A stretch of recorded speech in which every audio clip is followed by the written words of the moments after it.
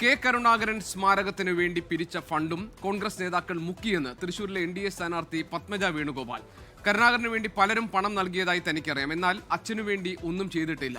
തൃശൂരിൽ ഇത്തവണ ജനങ്ങൾ കൂടെയുണ്ടെന്നും പത്മജ വേണുഗോപാൽ 24നോട് പറഞ്ഞു.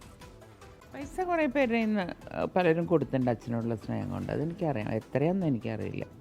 പലപ്പോഴും കൂപ്പൺ കൊടുക്കണ കാണാം, പിരിക്കണ കാണാം. പൈസയൊക്കെ അവിടെ പോയി. അപ്പോൾ അവിടെ ഒന്നും ചെയ്തിട്ടില്ല, അതെനിക്ക് ഉറപ്പാണ്. ഞാൻ ഇവിടെ വരുന്നതിന് കുറച്ച് ദിവസം മുമ്പ് പോയിരുന്നു. അപ്പം എന്തെങ്കിലും വെച്ചിട്ടുണ്ടാവുന്നുള്ളൊരു ആഗ്രഹം കാരണം പോയതായാൽ കൂടെ ഒന്നും ഉണ്ടായിരുന്നില്ല. പത്മജ വേണുഗോപാലിന്റെ ആരോപണം കെ മുരളീധരൻ തള്ളി. കെ കരുണാകരൻ സ്മാരക ഫണ്ടിൽ തട്ടിപ്പ് നടന്നിട്ടില്ല. BJP-ക്കാരാണ് പത്മജയെ കൊണ്ട് ഇത്തരം ആരോപണങ്ങൾ പറയിപ്പിക്കുന്നത്. 3 കോടി രൂപയാണ് പിരിച്ചതെന്നും തെരഞ്ഞെടുപ്പ് കഴിഞ്ഞ ശേഷം നിർമ്മാണ പ്രവർത്തനം ആരംഭിക്കുമെന്നും കെ മുരളീധരൻ 24നോട് പറഞ്ഞു.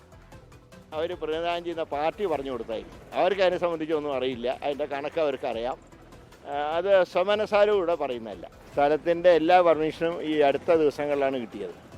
അതിൻ്റെ വർക്ക് ആരംഭിച്ച നേരത്താണ് ഇലക്ഷൻ പ്രഖ്യാപനം. ഒരുപാട് നൂലാമാലകളുണ്ടായിരുന്നു. അതെല്ലാം ഞങ്ങൾ പരിഹരിച്ചു. VD സതീശൻ ചെയർമാനായിട്ടുള്ള കമ്മിറ്റിയാണ് വർക്കിൻ്റെ മേൽനോട്ടം നടത്തുന്നത്. ഇപ്പോൾ അവിടെ മണ്ണ് മാറ്റിക്കൊണ്ടിരിക്കുകയാണ്.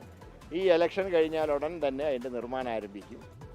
ശ്രീജിത്ത് ശ്രീകുമാറിനുണ്ട് തൃശ്ശൂരിൽ നിന്ന് വിവരങ്ങളുമായി. ശ്രീജിത്ത്, കെ കരുണാകരൻ സ്മാരകത്തിനായി പിരിച്ച ഫണ്ട് വലിയ തോതിൽ അതിൽ തട്ടിപ്പ് നടന്നു എന്ന പത്മജയുടെ ആരോപണത്തെ കേവലം ഈ തെരഞ്ഞെടുപ്പിന്റെ പശ്ചാത്തലത്തിലെ രാഷ്ട്രീയ ആരോപണമായി കണ്ടാൽ മതിയോ?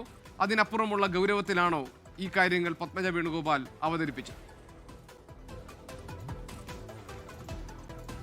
ഒരു ഘട്ടത്തിലുമല്ല. കാരണം കഴിഞ്ഞ ദിവസം ഈ ആരോപണം ഉന്നയിക്കുന്നത് പത്മജ വേണുഗോപാൽ അല്ല. ആ ആരോപണം ഉന്നയിക്കുന്നത് ഡോക്ടർ P. സരിൻ എന്ന മുൻ കോൺഗ്രസ് നേതാവ് കൂടിയായ ഇപ്പോൾ CPM-ന്റെ ഭാഗമായി നിൽക്കുന്ന സരിനാണ് ആരോപണം ഉന്നയിച്ചത്. ഏതാണ്ട് 50 കോടിയോളം രൂപ വിവിധ ഘട്ടങ്ങളിൽ പിരിച്ചെടുത്തിട്ടുണ്ട് എന്ന ആക്ഷേപമാണ് സരിൻ ഉന്നയിക്കുന്നത്. സർക്കാർ നൽകിയ സ്ഥലത്ത് ഒരു നിർമ്മാണ പ്രവർത്തനവും നടത്തിയില്ല എന്ന് സരിൻ ഫേസ്ബുക്ക് പോസ്റ്റ് ഇട്ടു. തുടർച്ചയായാണ് പത്മജയുടെ ആരോപണം വരുന്നത്.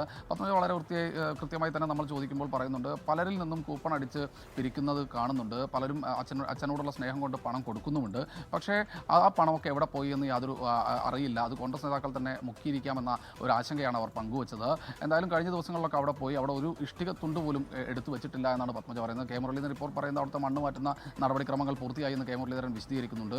ഇതുകൂടാതെ പ്രധാനമായും അവർ ഉന്നയിക്കുന്നത് പിരിച്ച പണത്തിൻ്റെ കണക്ക് കോൺഗ്രസ്സുകാരോട് ചോദിക്കുമ്പോൾ അത് കൃത്യമായ രീതിയിൽ മറുപടി ഇല്ല എന്നും ഡോക്ടർ P. സരിൻ അല്പസമയം മുൻപ് നമ്മളോട് തന്നെ പ്രതികരിച്ചാണ്. എന്തായാലും കെ മുരളീധരൻ ഈ വിഷയത്തിലൊരു നിലപാടുമായി രംഗത്ത് വന്നിട്ടുണ്ട്. അതിൽ അദ്ദേഹം വ്യക്തമായി തന്നെ പറയുന്നുണ്ട്, 3 കോടി രൂപയാണ് പിരിച്ചത്.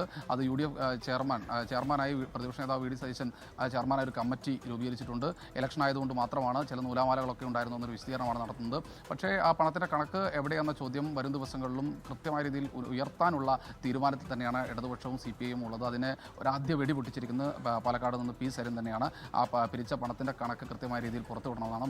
3 കോടി രൂപയാണ് എന്നാണ് പറയുന്നത്. പക്ഷേ അതിൻ്റെ ഒരു കണക്ക് എവിടെയെന്ന ചോദ്യത്തിന് കെ മുരളീധരൻ മറുപടി പറഞ്ഞിട്ടില്ല. അതെന്തായാലും വരും ദിവസങ്ങളിൽ അതൊരു ചൂടേറിയ രാഷ്ട്രീയ വിവാദങ്ങൾക്ക്, ചൂരൽമല മുണ്ടക്കൈ പുനരധിവാസ ഫണ്ടുമായി ബന്ധപ്പെട്ട കണക്ക് കോൺഗ്രസിന് വലിയ തലവേദന ഉണ്ടാക്കിയിരുന്നു.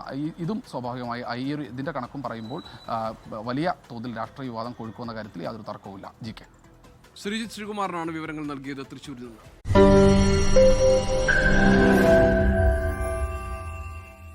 ലോകത്തെവിടെയായാലും ഏത് സമയത്തും 24 വാർത്തകളും ഓഗ്മെന്റഡ് റിയാലിറ്റി പാക്കേജുകളും എക്സ്പ്ലെയിനറുകളും വിശദമായി കാണാൻ ഞങ്ങളുടെ YouTube ചാനൽ നിങ്ങൾക്ക് സബ്സ്ക്രൈബ് ചെയ്യാം.